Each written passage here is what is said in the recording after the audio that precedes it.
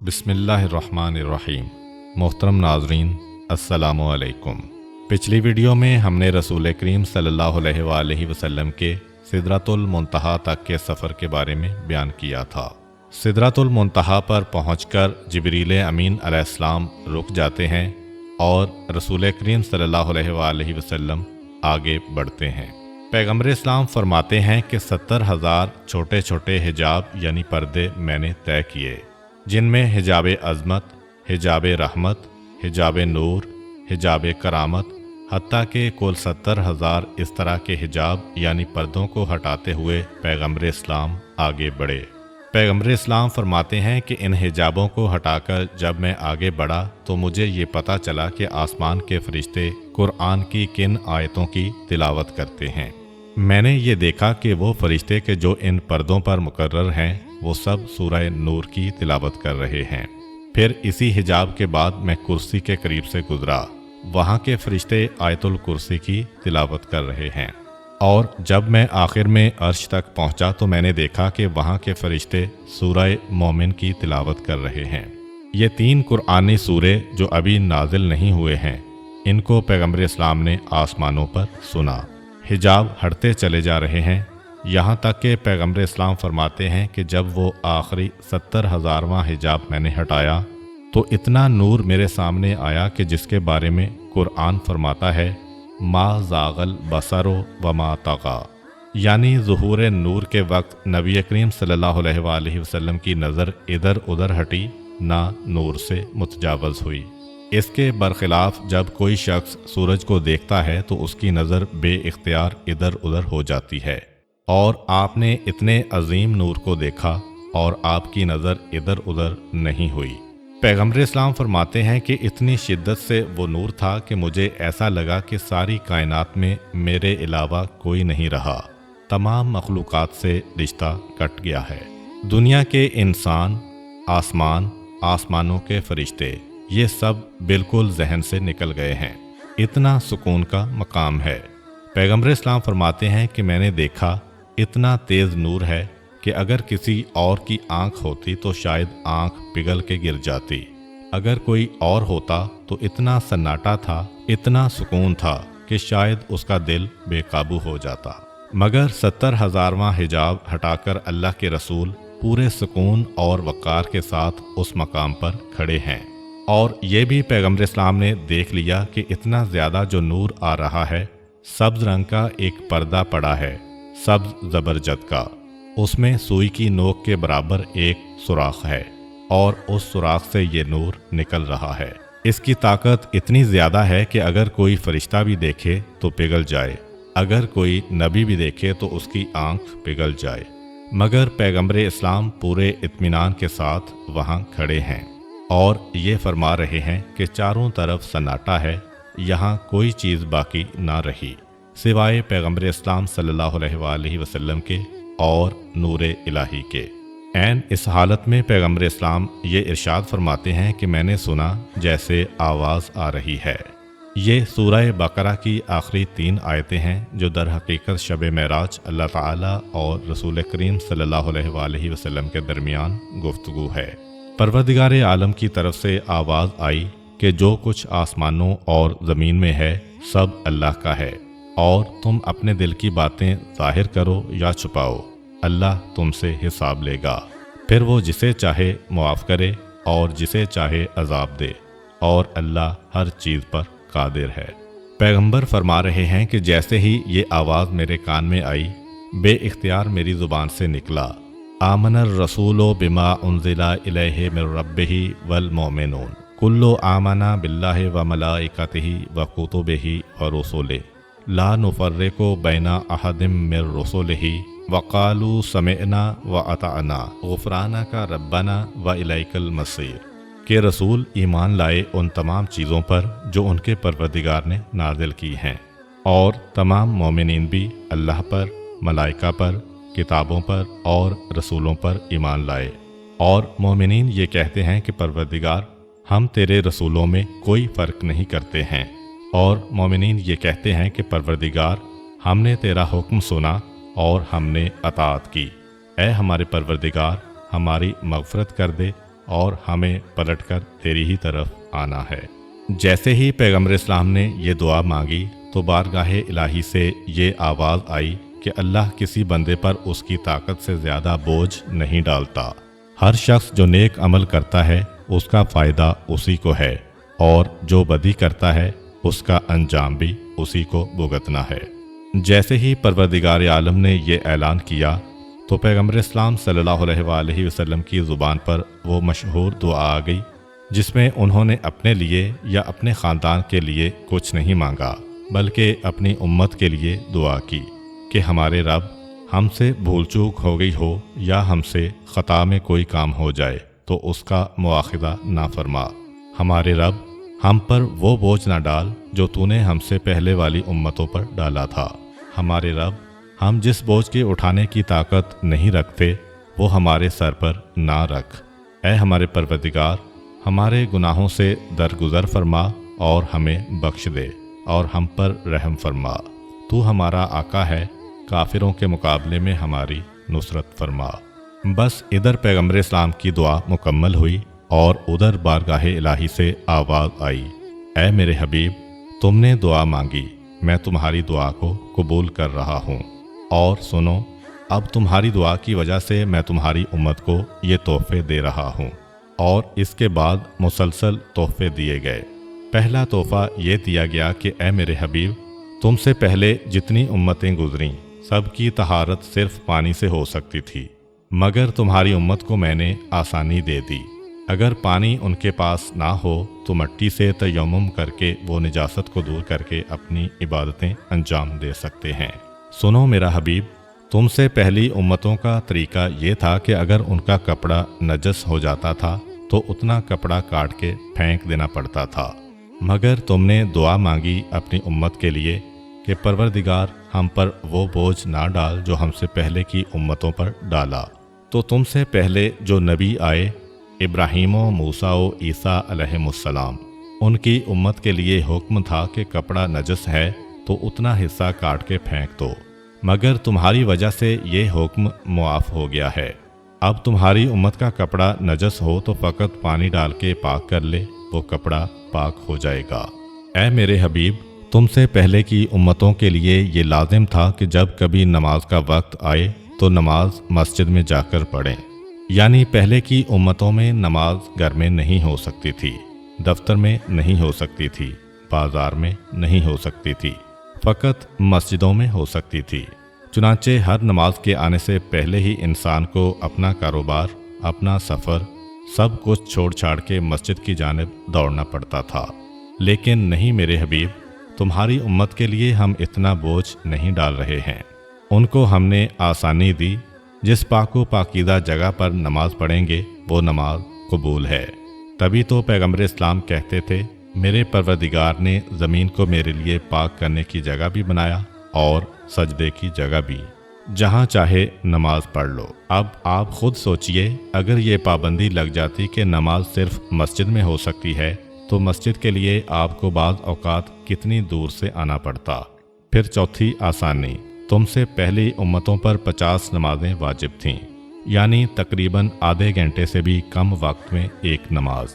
مگر اے میرے حبیب، تمہاری دعا کی وجہ سے تمہاری امت پر ہم صرف 5 نمازیں واجب کر رہے ہیں، مگر عجیب بات یہ کہ 5 کا ثواب وہی ملے گا جو 50 نمازوں کا ثواب تھا۔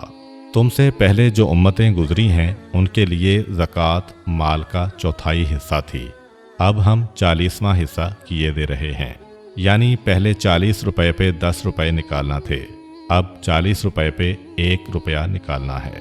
اے میرے حبیب، تم سے پہلے کی امتوں پہ قربانی جو واجب تھی اس میں شرط تھی کہ لوگ اپنی قربانی اپنے کندھے پہ اٹھا کے مکے تک جائیں اور وہاں پر قربانی رکھ دیں۔ قربانی قبول ہوگی تو آسمان سے ایک آگ اتر کے اس کو جلا دے گی، یعنی سب کے سامنے وہی پتہ چل جائے گا کہ کس کی قربانی قبول ہوئی، کس کی قبول نہ ہوئی۔ سوچئے کہ یہ خود کتنی شرمندگی کی بات ہوتی، مگر اے میرے حبیب، تمہاری دعا کا نتیجہ ہے کہ اب قربانی اٹھا کے لانے کی ضرورت نہیں ہے، جہاں چاہو قربانی کرو، اور یہ کسی کو پتہ بھی نہ چلے گا کہ کس کی قربانی قبول ہوئی اور کس کی قبول نہ ہوئی۔ मगर अब हमने कुर्बानी की कबूलियत के लिए फ़कीरों और मिस्कीनों का पेट भरना ज़रूरी करार दिया है कि जिसने फ़कीर और मिस्कीन के शिकम तक कुर्बानी को पहुंचा दिया उसकी कुर्बानी कबूल है, कंधे पे उठा के लाने की ज़रूरत नहीं है। ऐ मेरे हबीब, तुमसे पहले की उम्मतों के लोगों की ख़ता मुआफ़ नहीं थी। यानी फ़र्ज़ कीजिए कि आप भूल गए कि हमारा रोज़ा है और आपने खाना खा लिया। पहले की उम्मत होती ये रोज़ा भी रखना पड़ता और रमज़ान के बाद दूसरा रोज़ा भी रखना पड़ता, मगर अब हमने भूल को मुआफ़ कर दिया। अगर भूले से नमाज में हमसे कोई गलती हो जाए तो नमाज सही है, अगर भूले से रोज़े में कोई गलती हो जाए तो रोज़ा सही है, अगर भूले से हज में कोई गलती हो जाए तो हज सही है। पहले की उम्मतों को ये सहूलत नहीं थी। अगर भूल में भी कोई गलती होती तो इबादत को दोहराना पड़ता। ऐ मेरे हबीब, तुमसे पहले की उम्मतों को कोई मशकूक चीज़ इस्तेमाल करने की इजाज़त नहीं थी। शक हो रहा है ये पानी पाक है या नजस, उन पर वाजिब था कि छोड़ दें, और तुम्हारी उम्मत को हमने इजाज़त दे दी है कि जिस चीज़ के बारे में शक हो, शक के आलम में उसको सही समझते हुए इस्तेमाल कर सकते हैं। यहाँ तक कि आपको शक हो रहा है कि मेरे सामने शराब है या शरबत, इजाज़त है कि आप उसको पी सकते हैं। मेरे सामने हलाल गोश्त है या हराम, आपको इजाज़त है कि आप उसको खा सकते हैं। मैं फ़लाँ मोमिन के घर में गया, पता नहीं माले हराम से उसने खाना पकाया है या माले हलाल से, आपको इजाज़त है, आप इत्मीनान से उसके यहाँ का खाना खा सकते हैं। मगर ये हमको सहूलत है, हमसे पहले जो उम्मतें गुजरी हैं उनको ये सहूलत ना थी। ऐ मेरे हबीब, तुम्हारी उम्मत को एक सहूलत हमने ये भी दी कि उनमें अगर कोई मुर्तद हो जाए, मसलन एक आदमी इस्लाम को छोड़ दे, उसके बाद दोबारा इस्लाम कबूल करे, तो जितने आमाल उसने किए हैं गुज़श्ता ज़िंदगी में वो ज़ाया नहीं होते हैं, वो सब उसके नामाए आमाल में रहते हैं। इससे पीछे क्या था? हज़रत इब्राहीम और हज़रत नूह अलैहिस्सलाम की उम्मतों में अगर कोई आदमी मुर्तद हो गया 50 साल के बाद, फिर तौबा करके मुसलमान बन गया, तो पूरे 50 साल के आमाल ज़ाया गए, सबकी क़ज़ा करना पड़ेगी। ऐ मेरे हबीब, तुमसे पहले की उम्मतों में तरीक़ा ये था कि अगर कोई आदमी गुनाह करता था उसकी पेशानी पर एक स्याह दाग पड़ जाता था। यानी जिस बाज़ार में जाए, जिस मस्जिद में जाए, दोस्तों के दरमियान जाए, ख़ानदान वालों के दरमियान जाए, उसकी पेशानी का दाग दूर से बता रहा है कि गुनाहगार आ रहा है। और अगर कोई आदमी घर से ना निकले तो उसके घर के दरवाजे पर निशानी आ जाती थी कि ये गुनाहगार है।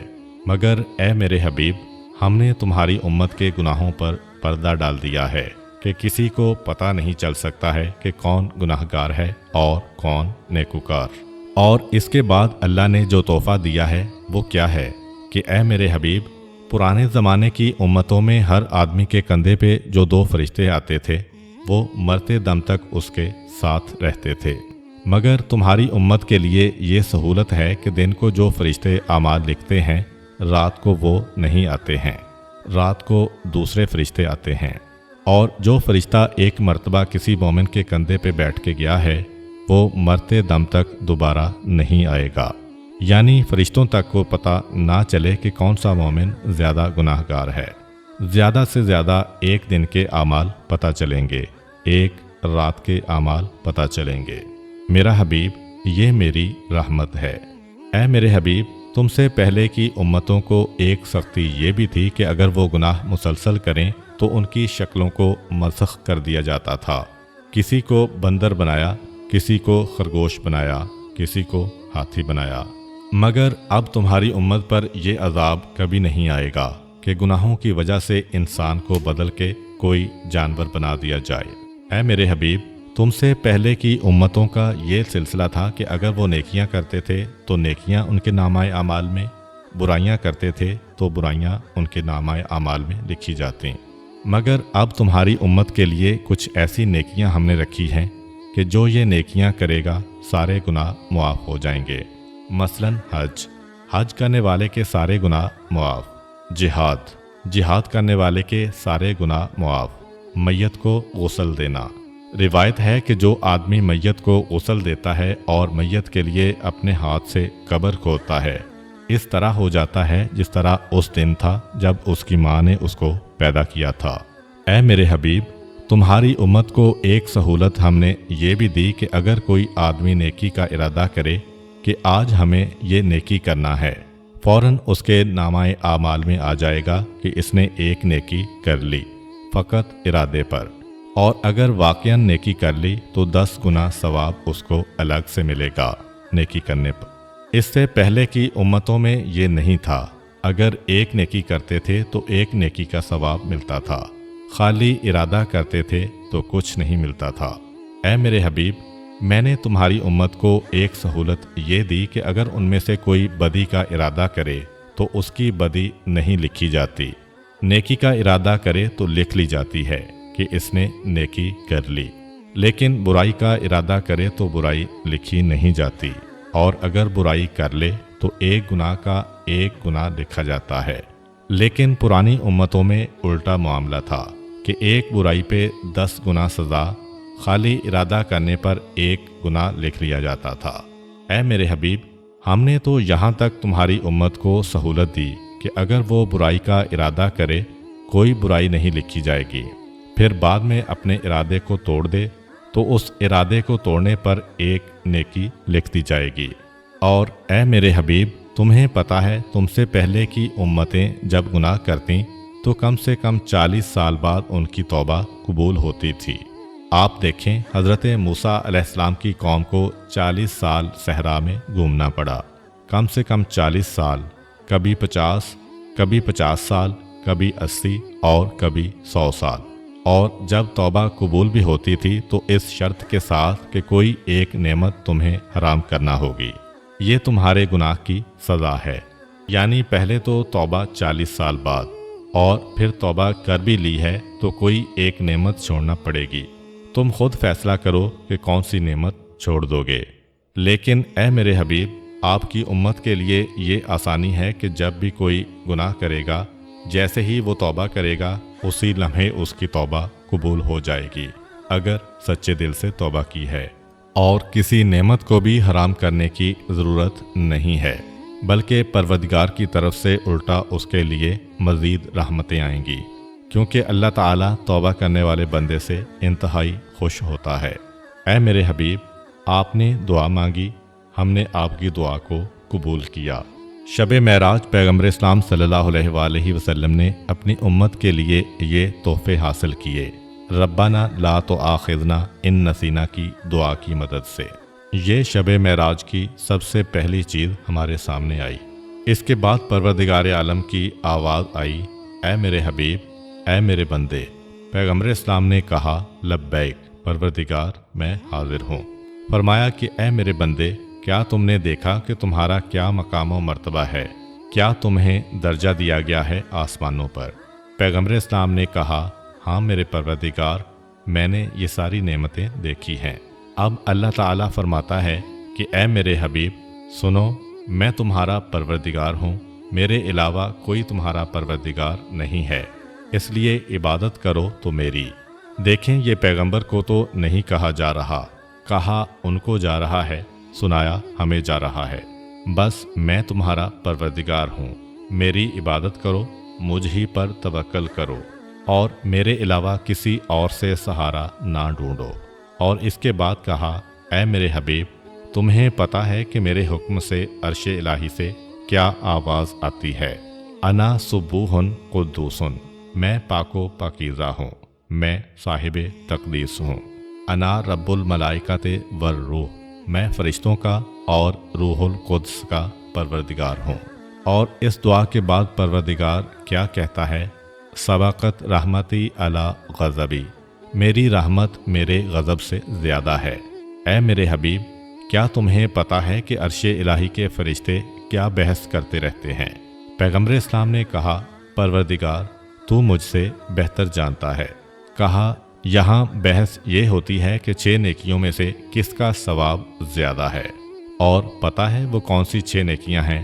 فرشتوں میں بحث یہ ہوتی ہے کہ کیا واجب نمازوں کے لیے وضو کو بالکل ٹھیک ٹھیک انجام دینا، احتیاط اور توجہ کے ساتھ وضو میں کوئی غلطی نہ ہونے پائے۔ ایک گروہ کہتا ہے یہ سب سے نیک عمل ہے، دوسرا گروہ کہتا ہے کہ نہیں، مومن کا اپنے گھر سے نکل کر نماز جماعت کے لیے جانا یہ سب سے نیک عمل ہے۔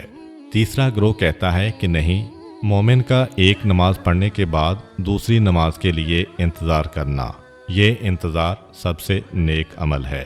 چوتھا گروہ کہتا ہے کہ نہیں، مومن کا دوسرے مومن کو بآواز بلند سلام کرنا یہ سب سے بہتر عمل ہے۔ پانچواں گروہ کہتا ہے کہ نہیں، مومنوں کا ایک دوسرے کو کھانا کھلانا یہ سب سے بہترین عمل ہے۔ اور چھٹا گروہ کہتا ہے رات کو اس وقت نماز پڑھنا جب لوگ سو رہے ہوں، یہ سب سے بہتر عمل ہے۔ اور پھر آخر میں کیا کہا کہ ملائکہ میں اب تک یہ بحث ہے اور وہ فیصلہ نہیں کر پائے۔ معاذ اللہ، کیا اللہ تعالیٰ بھی فیصلہ نہیں کر پایا؟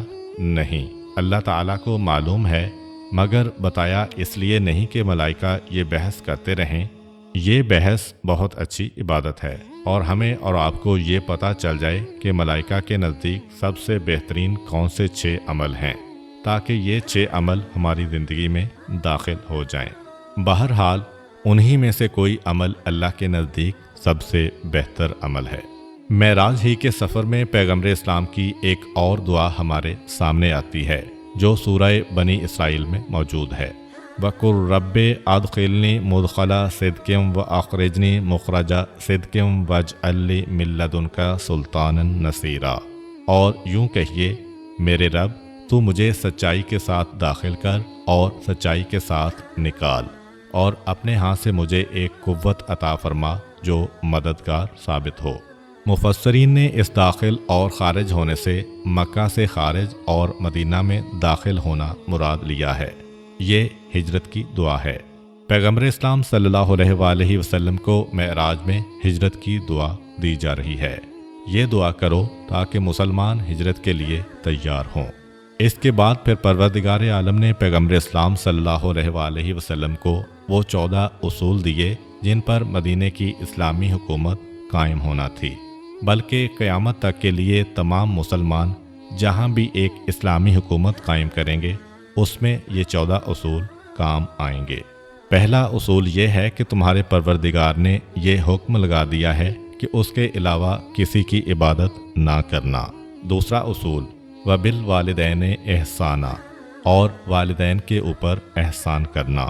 معراج میں ہی پیغمبر اسلام کو رب ارحمہما کما ربیانی صغیرہ کی دعا سکھائی گئی، یعنی اے میرے پروردگار، میرے والدین پر اس طرح رحمت نازل کر جس طرح انہوں نے بچپن میں مجھے پالا۔ تیسرا اصول، اور اپنے رشتہ داروں کو، معاشرے کے غریب لوگوں کو اور مسافروں کو ان کا حق ادا کرو۔ قرآن نے یہ نہیں کہا ان پر رحم کھاؤ، قرآن نے یہ نہیں کہا ان کو بھیک دو، قرآن نے یہ نہیں کہا کہ ان کو خیرات دو، قرآن نے کیا کہا؟ ان کا حق ان کو ادا کرو۔ اگر کوئی تمہارا رشتہ دار غربت میں ہے تو آپ کے مال میں اس کا حق ہے، اگر کوئی مسافر ہے تو تمہارے مال میں اس کا حق ہے۔ چوتھا اصول، خبردار، فضول کاموں میں اپنا پیسہ خرچ نہ کرنا، فضول خرچی کرنے والے شیطان کے بھائی ہیں۔ اس کے بعد پانچواں اصول آیا، اپنے ہاتھوں کو نہ اتنا کھول دو کہ جو اللہ نے دیا ہے سب بانٹ دیا، اور نہ اپنے ہاتھوں کو اپنی گردن کے ساتھ باندھ کے رکھو، یعنی اسلامی معاشرے میں نہ ضرورت سے زیادہ خرچ یعنی اسراف کی گنجائش ہے اور نہ کنجوسی کی گنجائش ہے۔ چھٹا اصول، خبردار، غربت کے ڈر سے اپنی اولاد کو قتل نہ کرنا، یہ سوچ کر کہ کھلائیں گے کہاں سے، پلائیں گے کہاں سے۔ دیکھیے، قتل کی کئی قسمیں ہیں، گردن مروڑ کر پھینک دینا، زہر دے دینا، قبر میں زندہ دفن کر دینا، پیدا ہونے سے پہلے مار دینا، حمل گرا دینا، یہ ساری چیزیں قتل اولاد میں آ گئیں، جبکہ قرآن کا اعلان کیا ہے، ہم ان کو بھی روزی دینے والے ہیں، ہم تم کو بھی روزی دینے والے ہیں۔ تو تم کیا سمجھ رہے ہو؟ کیا تم اپنی قوت سے پیدا کیا گیا حاصل کر رہے ہو؟ ارے تمہیں بھی ہم ہی رزق دے رہے ہیں، ہم بند کر دیں یہ سلسلہ تو تم اپنی زندگی نہیں بچا سکتے ہو، اور ان کو بھی ہم ہی رزق دیں گے۔ اس کے بعد قرآن کہہ رہا ہے، یاد رکھو بے گناہ بچے کا قتل بہت بڑی خطا ہے۔ اس کے فوراً بعد چھٹا اصول آ گیا کہ خبردار، زنا کے قریب بھی نہ جانا، یہ کھلم کھلا گناہ ہے اور بدترین راستہ ہے جو تم اختیار کر رہے ہو۔ اس کے بعد ساتواں اصول، خبردار کسی انسان کی جان نہ لینا سوائے اس کے کہ حق ہو، یعنی اگر خود وہ قاتل ہے تو اس کی گردن کو ہم اڑا دیں، وہ خود اگر زانی ہے تو اس کو تو سنگسار کریں گے، لیکن خبردار بغیر حق کے کسی کو قتل نہ کرنا۔ پس اگر کوئی آدمی مظلوم مارا گیا تو اس کے وارث کو ہم نے حق دیا ہے کہ وہ قاتل کو قتل کر سکتا ہے، لیکن خبردار ایسا نہ ہو کہ تم باپ کا بدلہ لینے جاؤ اور اس میں زیادتی کر جاؤ۔ کتنے احکامات اس ایک حکم میں آ گئے۔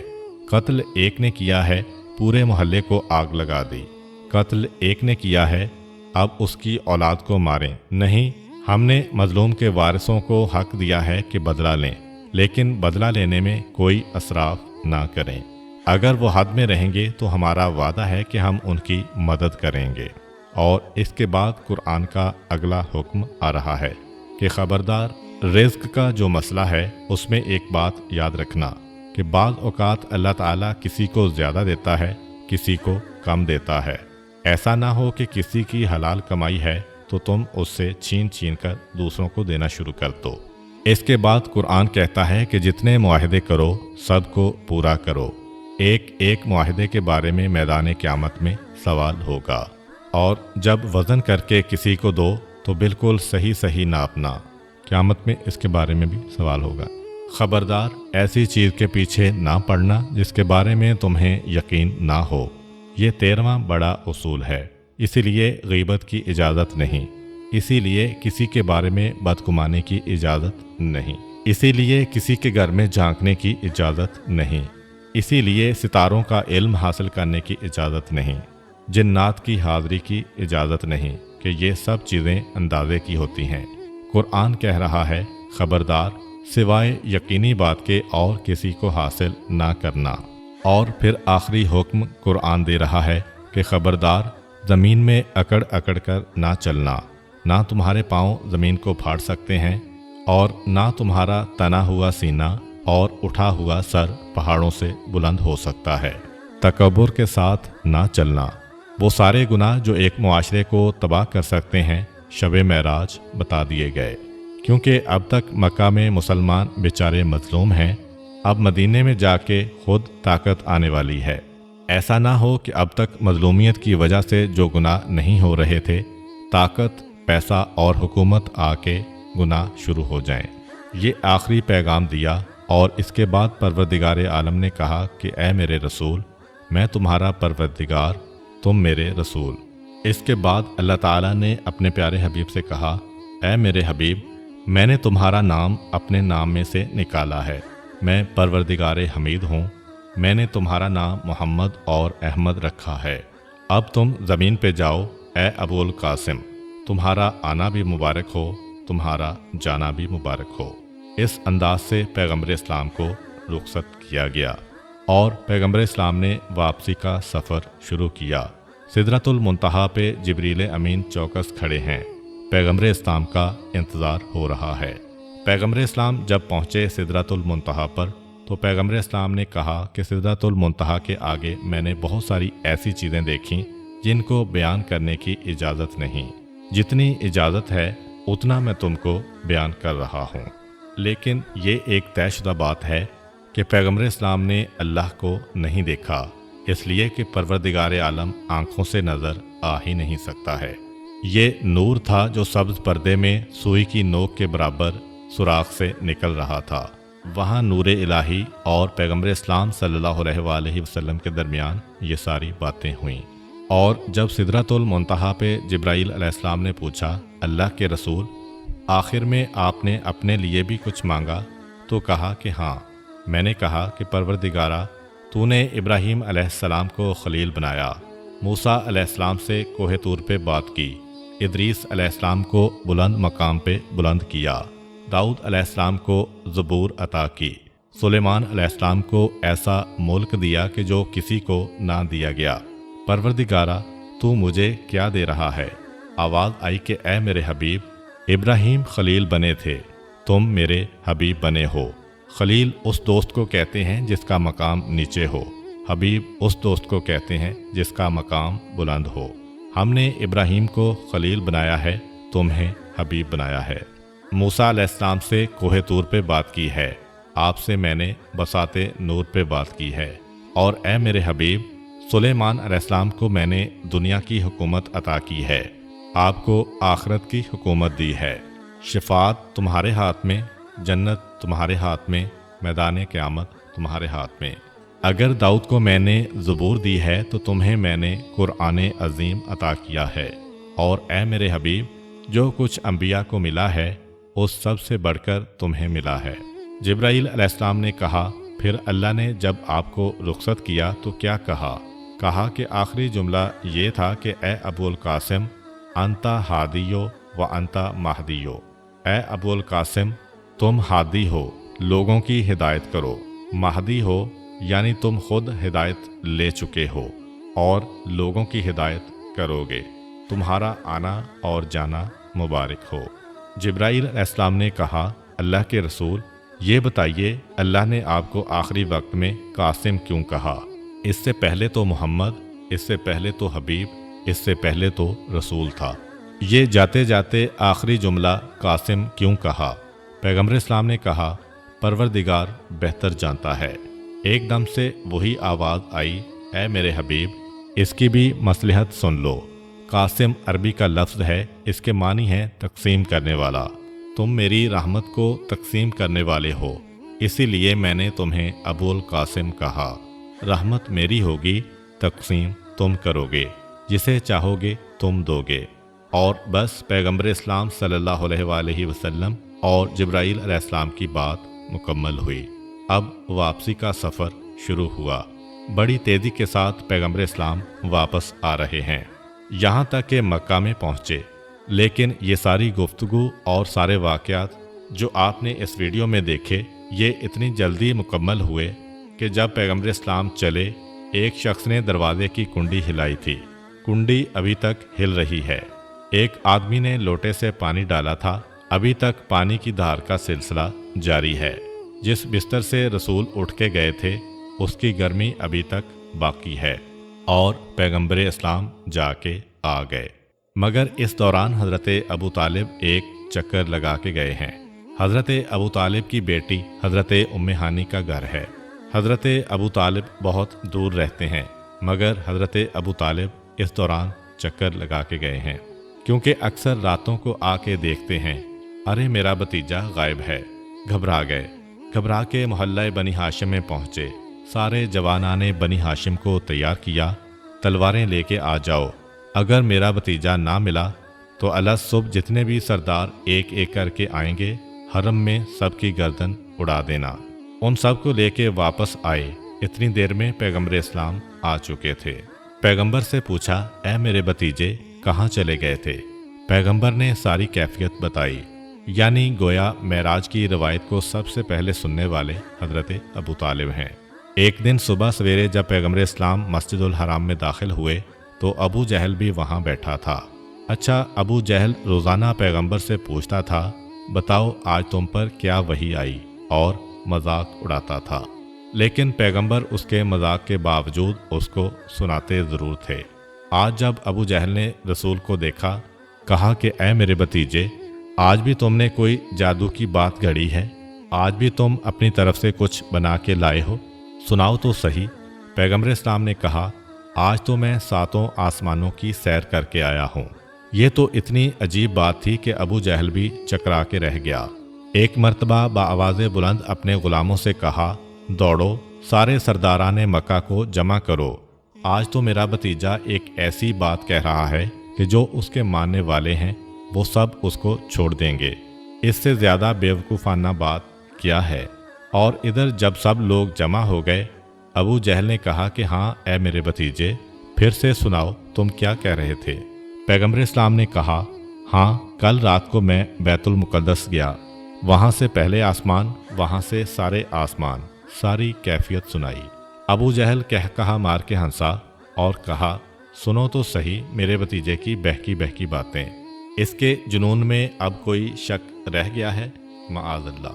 مگر اتنی دیر میں ایک شخص کھڑا ہوا، اس نے کہا کہ اے محمد، تمہارا دعویٰ ہے کہ تم بیت المقدس ہو کے آئے ہو، کیونکہ اس سے پہلے پیغمبر بیت المقدس کبھی نہیں گئے۔ شام تجارت کے لیے گئے تھے لیکن بیت المقدس نہیں گئے۔ پیغمبر اسلام نے کہا ہاں میرا دعویٰ ہے۔ کہا اچھا، ہم میں سے بہت سے بیت المقدس ہو کے آئے ہیں، ہم تم سے سوال کریں گے، بتاؤ۔ پیغمبر نے کہا پوچھو، اور عین اس وقت سارے پردے درمیان سے ہٹے۔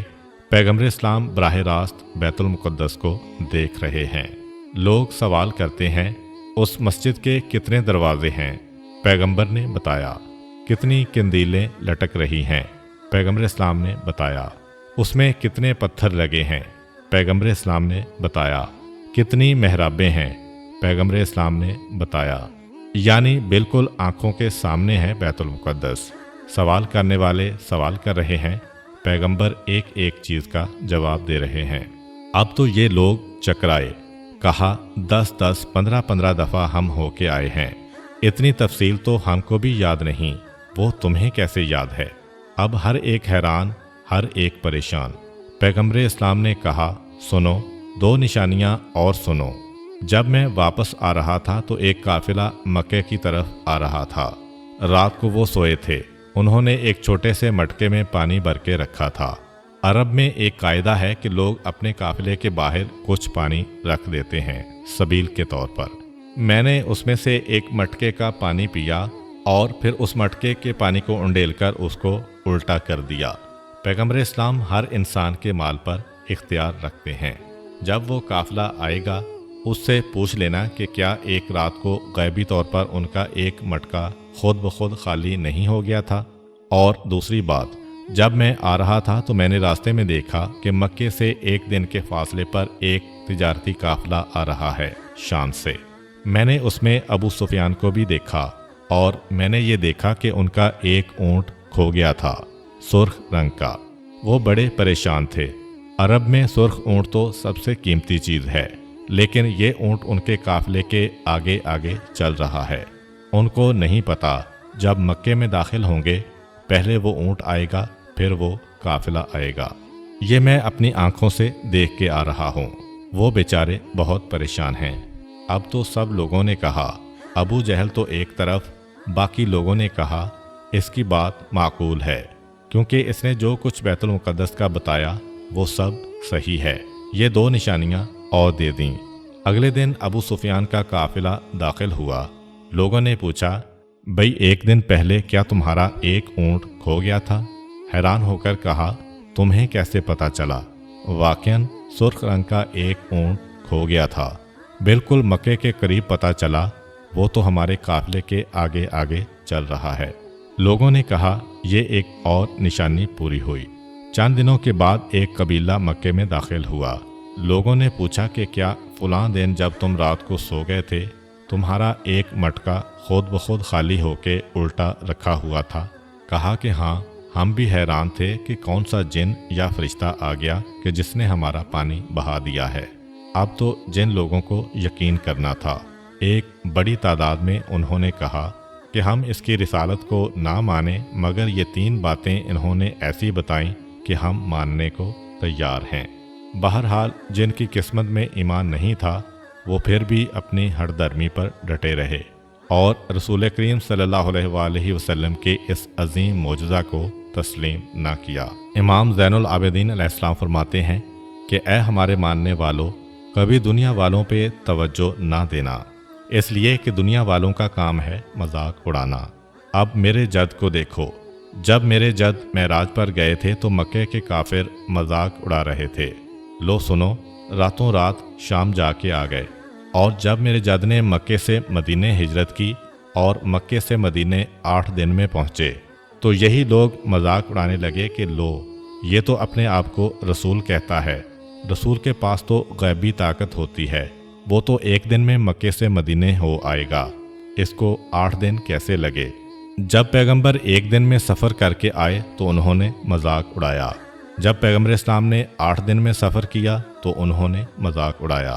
تو خبردار اے ہمارے ماننے والوں، दुनिया की बातों की फिक्र ना करना कि अगर हम दाढ़ी रख लें तो दुनिया मजाक ना उड़ाए, पर्दा कर लें तो दुनिया मजाक ना उड़ाए, शादी को इस्लामी बनाएं तो दुनिया मजाक ना उड़ाए। नज़रअंदाज नहीं, जिस दुनिया ने पैगम्बर इस्लाम की ज़ात को नहीं छोड़ा और उनका मजाक उड़ाया, और जो बात उन्होंने मांगी वही बात पैगम्बर इस्लाम ने दिखाई। जल्दी का सफ़र मांगा तो पैगम्बर इस्लाम ने दिखाया, आहिस्ता का सफ़र मांगा तो पैगम्बर इस्लाम ने दिखाया, और जो बात उन्होंने मांगी वही बात पैगम्बर ने दिखाई। जल्दी का सफ़र मांगा लेकिन फिर भी उन पर कोई असर ना हुआ। मोहतरम नाजरीन, रसूल करीम सल्लल्लाहु अलैहि वसल्लम का सफ़र मेराज मुकम्मल हुआ। इंशाअल्लाह आइंदा की वीडियोज़ में हम इससे अगले वाक़यात लेकर आएंगे। उम्मीद करता हूँ कि आपको आज की वीडियो अच्छी लगी होगी। अगर आपको हमारी वीडियो अच्छी लगी है तो वीडियो को लाइक करें और मज़ीद इस तरह की वीडियोज़ देखने के लिए हमारा चैनल सब्सक्राइब कर लें। मिलते हैं नेक्स्ट वीडियो में। इजाज़त दीजिए। अल्लाह हाफिज़।